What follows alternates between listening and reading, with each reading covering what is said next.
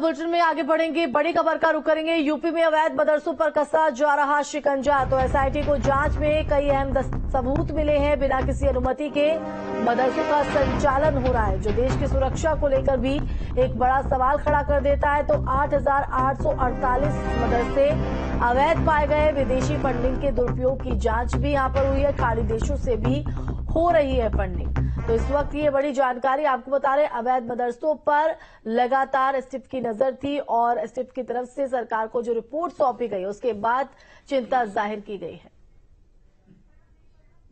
तो यूपी में अवैध मदरसों पर शिकंजा जो है वो कसा गया है। आपको बता दें कि उत्तर प्रदेश में मदरसा प्लान का बड़ा खुलासा हुआ है। 13,000 अवैध मदरसे सरकार की रडार पर हैं और यूपी सरकार के निर्देश पर प्रदेश के अवैध मदरसों की जांच कर रही एसआईटी ने अपनी रिपोर्ट शासन को सौंप दी है और इस रिपोर्ट में ऐसे खुलासे हुए हैं जिससे सनसनी मच गई है। आखिर क्या है ये मदरसा प्लान जिसका कनेक्शन खाड़ी देशों और टेरर फंडिंग से जोड़कर देखा जा रहा है? देखिए रिपोर्ट।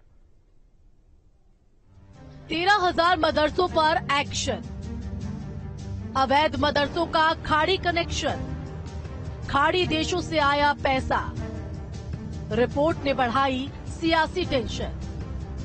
उत्तर प्रदेश में अब अवैध मदरसों पर एक्शन की तैयारी की जा रही है। ये तैयारी एसआईटी की रिपोर्ट जारी होने के बाद की जा रही है। इस रिपोर्ट में प्रदेश के मदरसों को लेकर सनसनीखेज खुलासा किया गया है। इतना ही नहीं, रिपोर्ट में 13,000 अवैध मदरसों को बंद करने की सिफारिश भी की गई है। उत्तर प्रदेश में लंबे समय से मदरसों की जांच चल रही है और इसको लेकर के एसआईटी गठित की गई थी। एसआईटी ने अपनी रिपोर्ट सबमिट करी है और करीब उत्तर प्रदेश के 13,000 मदरसों को बंद करने की सिफारिश भी की है। ऐसा सूचना आ रही है कि मदरसों को बंद करने के लिए जो एसआईटी की टीम है उनकी तरफ से सिफारिश की गई है और इसके पीछे सबसे बड़ी वजह यह बताया जा रहा है कि ये जो मदरसे हैं इनमें टेरर फंडिंग की आशंकाएं हैं और जिसका इस्तेमाल अलग अलग जगहों पर इन मदरसों के द्वारा इस फंड को इस्तेमाल किया जा रहा था। सरकार के निर्देश पर प्रदेश के अवैध मदरसों की जांच कर रही एसआईटी ने अपनी रिपोर्ट शासन को सौंप दी है। इसमें करीब 13,000 अवैध मदरसों को बंद करने की सिफारिश की गई है। रिपोर्ट के आधार पर अब मदरसा बोर्ड कार्रवाई करने की तैयारी में है। जांच में जिन मदरसों को अवैध पाया गया है उनमें से ज्यादातर नेपाल सीमा पर स्थित है। इनका निर्माण खाड़ी देशों से मिली रकम से बीते 2 दशकों में हुआ है। ऐसे में फिलहाल अब तक नेपाल से सटी हुई जो सीमाएं हैं वहां पर सबसे ज्यादा ऐसे मदरसे हैं जिनको बंद करने के लिए ये सिफारिश की गई है। इसके साथ ही साथ तमाम अहम जो एविडेंस हैं वो भी एसआईटी ने अपनी रिपोर्ट में दाखिल किए हैं, जिसके बाद उम्मीद जताई जा रही है कि आने वाले दिनों में जल्द ही इन मदरसों पर चाबुक चल सकता है। सूत्रों की माने तो एसआईटी ने अपनी रिपोर्ट में कई और चौंकाने वाले खुलासे भी किए हैं, जिसमें इन अवैध मदरसों का कनेक्शन टेरर फंडिंग से भी सामने आ रहे हैं। बताया जा रहा है कि जब जांच कर रही एसआईटी ने मदरसों से आय व्यय की जानकारी मांगी तो मदरसा संचालक जानकारी या संबंधित दस्तावेज उपलब्ध नहीं करा सके। लिहाजा अंदाजा ये भी लगाया जा रहा है कि खाड़ी देशों से जो रकम मदरसा निर्माण के लिए दी गई है वो टेरर फंडिंग के लिए जुटाए गए पैसे हैं, जिन्हें हवाला के जरिए मदरसा बनाने के लिए भेजा गया।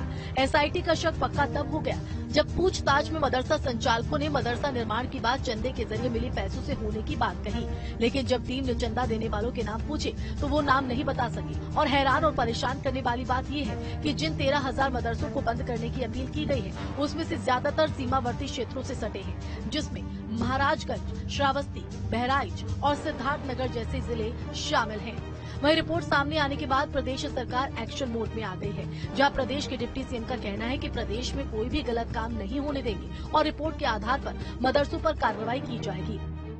रिपोर्ट आई है, अभी मैंने तो उसे देखा नहीं है, लेकिन उत्तर प्रदेश में अगर कोई भी ऐसी गतिविधि है, शिक्षा को लेकर के कोई समस्या नहीं है, लेकिन शिक्षा के केंद्रों की आड़ में अगर कोई गैर कानूनी गतिविधि है तो उसकी जांच होगी और जांच में जो दोषी होंगे उनके खिलाफ कार्रवाई होगी। भारी फंडिंग आई है सर, विदेशों से कहा गया है। जैसा आप बता रहे हैं उसको मैं सुन भी रहा हूं। मैंने कहा जो गलत करेगा कानून उसके खिलाफ कठोर कार्रवाई करेगा। हमारी सरकार पूरी तरह से प्रदेश में कानून व्यवस्था को और सुदृढ़ करेगी। किसी भी स्थिति में हम गैर कानूनी गतिविधियों को प्रदेश में होने नहीं देंगे और जो भी दोषी होगा उसके खिलाफ कड़ी कार्रवाई होगी। एक तरफ सरकार अवैध मदरसों पर कार्रवाई की बात कह रही है तो वहीं दूसरी तरफ समाजवादी पार्टी और मुस्लिम नेताओं ने इस पर ऐतराज जताते हुए बीजेपी पर निशाना साधा है। ऐसी कंडीशन में एकदम सिरे से मदरसों को बंद करने का आदेश देना ये उचित नहीं है, दुरुस्त नहीं है।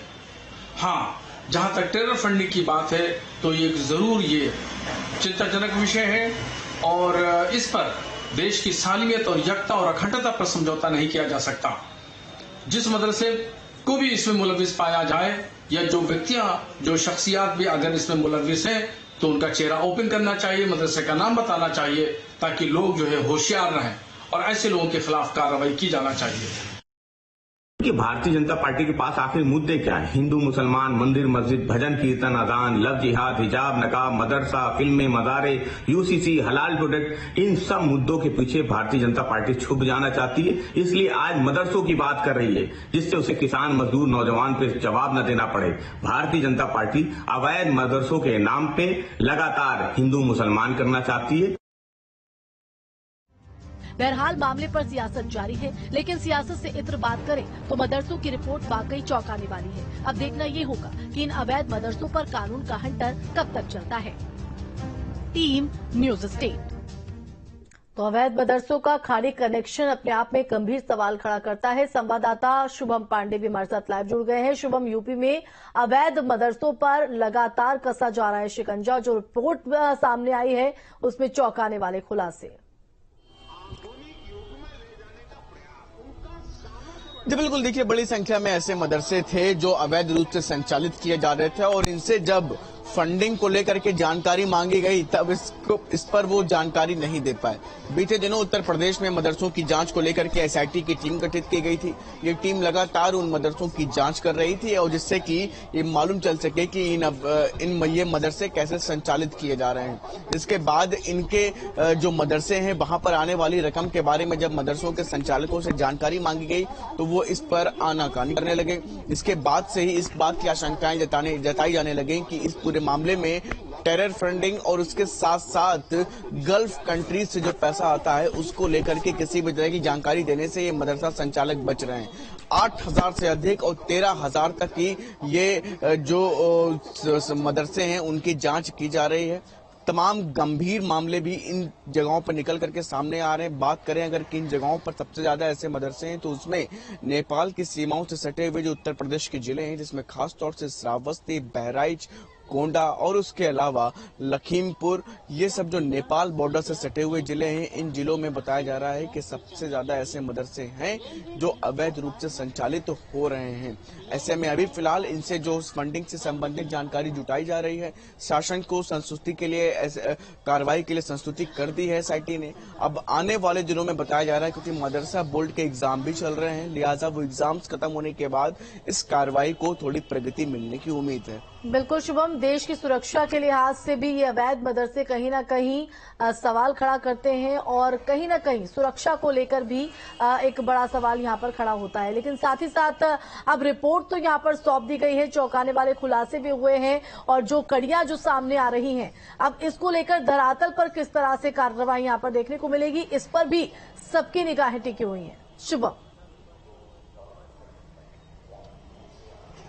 निश्चित तौर पर देखिए क्योंकि बड़े लंबे समय से उत्तर प्रदेश में इन मदरसों की जांच को लेकर के बातचीत होती आई है और लगातार ऐसे मदरसों की जानकारी भी जुटाने का काम उत्तर प्रदेश की योगी सरकार और उनके विभाग करते आए हैं। तो ऐसे में आप समझिए टेरर फंडिंग समेत तमाम जो अहम खुलासे होने की उम्मीद जो जताई जा रही है, इसकी आशंका भी एसआईटी ने जताई है और साफ तौर पर इसी मंशा के साथ इस तरह के मदरसे जो देश विरोधी गतिविधियों में शामिल होकर के नई पीढ़ी को कह सकते हैं आपकी दिशा उनकी बिगाड़ने के लिए जो इस तरह से काम करते हैं, तो ऐसे लोगों पर कार्रवाई करने के लिए लगातार जो है उत्तर प्रदेश में इस तरह का माहौल रहा है।